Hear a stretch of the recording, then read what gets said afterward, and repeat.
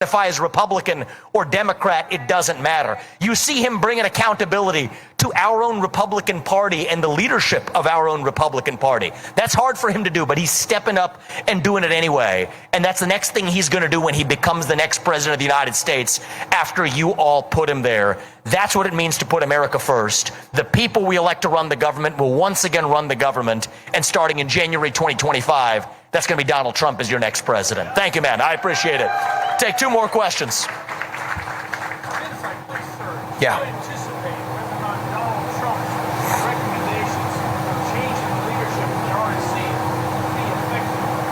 So will the changes in the RNC leadership be affected? Better darn well be affected is the way that I see it. It's time to move to the future. We can't preach accountability to somebody else if we're not practicing accountability in our own party. And this is something that I think that Trump has understood and probably reflected better than any president in his first term.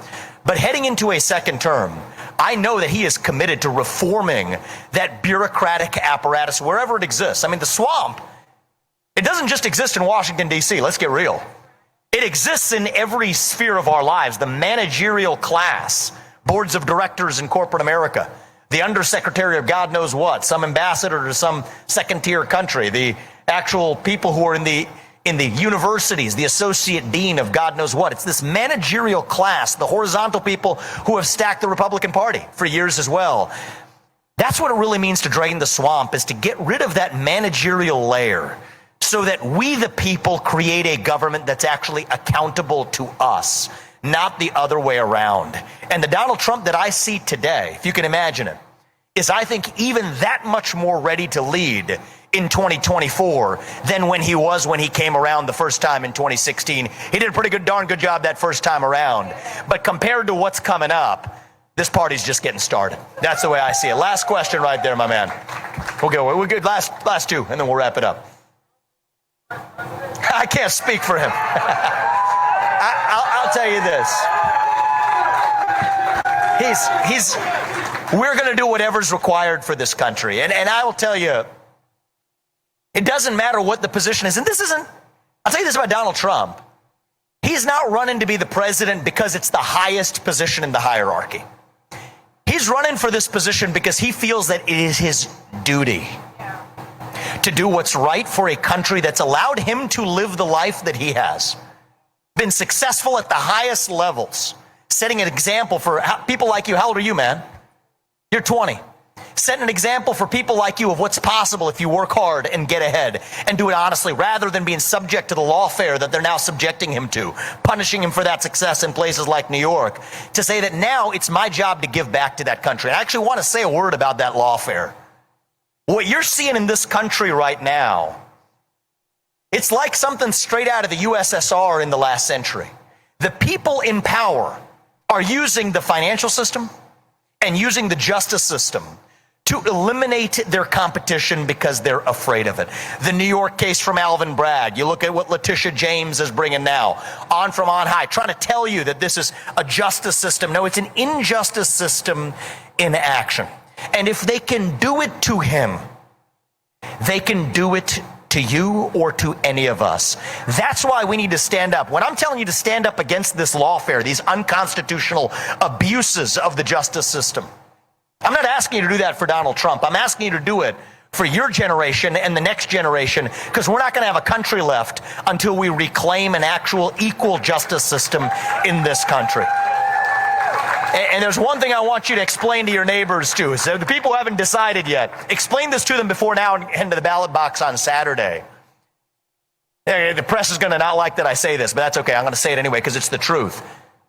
There are actors in the Republican Party that are complicit in this right now too. Think about this. If you're Nikki Haley right now and you're running, you're going to get 0 delegates from South Carolina, not a few delegates. You're going to end up with 0 delegates in South Carolina. Earlier this month in Nevada, she didn't even show up on the caucus ballot. That means she didn't even plan to collect delegates from Nevada. So what's the plan here? It's hiding in plain sight. And I want everybody to see this, right? You're not supposed to say these things out loud. You're just supposed to see them. No, I believe in actually speaking the hard truth. Here's the ugly truth as you see it. The establishment's bipartisan. So they will stop at nothing to keep Donald Trump out of office if they have it their way. So they want to trot in a puppet who they can control. So it's not through winning delegates that she wants to win this. They want to use the lawfare against Donald Trump to eliminate him so they can trot her in, effectively a puppet who they can control. And if they can't do it that way, you want to know why the donor money's flowing in? They're preparing for a no-labels ticket that then takes votes from Donald Trump away in that general election. We're not going to let them get away with it. And the best way, you guys have it in your power to do it here in South Carolina, the best way to stop that from happening is to send a resounding signal. We don't want this to be a small margin victory. This is going to be an electoral victory of historic proportion. To tell that system in both parties, hell no, you don't get to decide who you trot in. We, the people, select who leads this country. That's why I dropped out after Iowa. I stood for America First principles at every step of the way. America First, I'll tell you, it's going to continue not just for the next 4 years, but the next 250 years. It started 250 years ago with George Washington. That's when this began.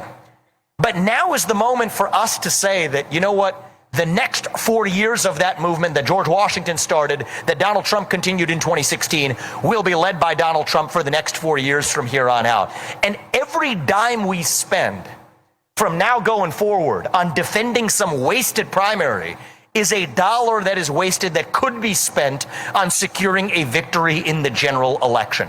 You want to speak another hard truth. You think it's going to be Joe Biden. I want every one of us to think again. They're lulling us into complacency.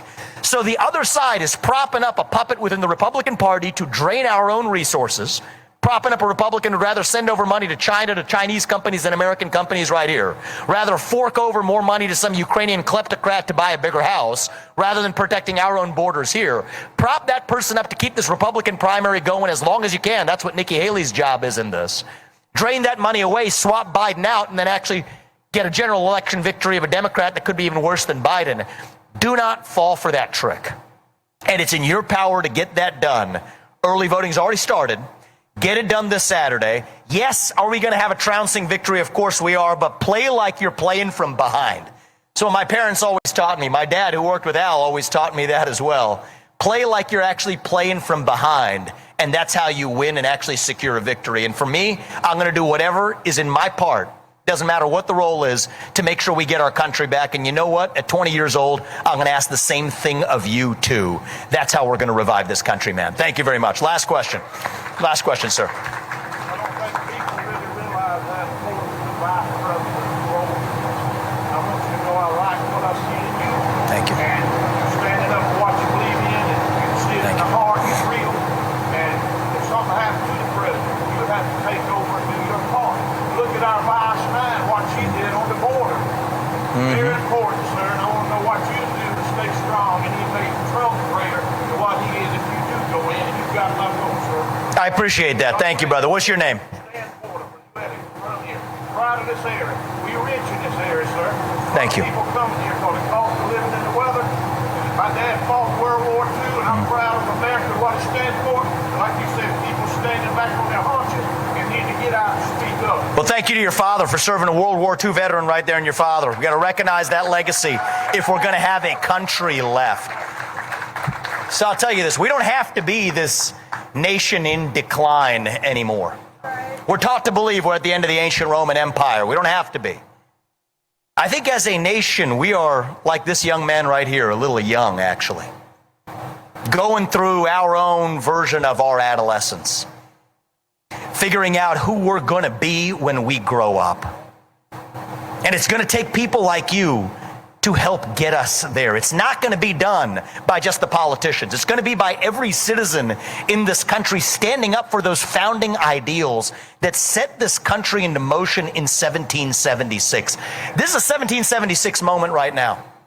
We fought an American Revolution 250 years ago to say that we the people govern, not some tyrannical government on us. That you have the right to speak your mind in the open as long as I get to in return. That you get ahead in this country, not on the color of your skin, but on the content of your character and your contribution. That a nation has borders, and that a nation without borders is not a nation. That we believe in the rule of law. Those are the ideals that brought us together 250 years ago. I think those are the ideals that are going to bring us together again this November. And I'll say one thing about President Trump before I wrap this up that I want you all to take with you. He is a fighter. He understands that we're in a war. He understands that our country is what's at stake, that we don't have another 20 years left unless we fix this now. But there's something he's going to do that most people don't understand is I think he will be the guy who helps unite this country at a moment when we are hungry for it. He said this last night, actually. He said that success will be my vengeance. Success is unifying. That's what it means to make America great again. Our inner animal spirit, it has been domesticated, has been tamed by this new culture that celebrates victimhood over excellence. Our culture of excellence has leapt oceans to lift up places like China, while their culture of victimhood is now what's holding us back. And so when we rallied behind the cry to make America great again, we hungered for Donald Trump, but we hungered for what he stands for, the unapologetic pursuit of excellence. That's what it means to be an American. That's what these hard workers embody every day here at this company, manufacturing enough glass fiber to wrap this earth 416,000 times over every year coming out of this factory, right, that we're standing in South Carolina. Places like this are what make America great. And so if you all do your part, I will do mine, Donald Trump will do his, to make sure, not in some fake politician way, but in a true way to make sure that our country's best days are still ahead of us, to make sure that our children will still live in a country, not that's the same one, but greater than the one that we grew up in, one where we will look them in the eye and tell them, you still do get ahead in the United States of America with your own hard work, your own commitment, and your own dedication, and that you know what, you are free to speak your mind at every step of the way. That is the American dream. That is what Donald Trump will lead us to. And with your help on Saturday, that is how we will make America great again. Thank you all. God bless you and your families and the United States of America. Thank you, guys.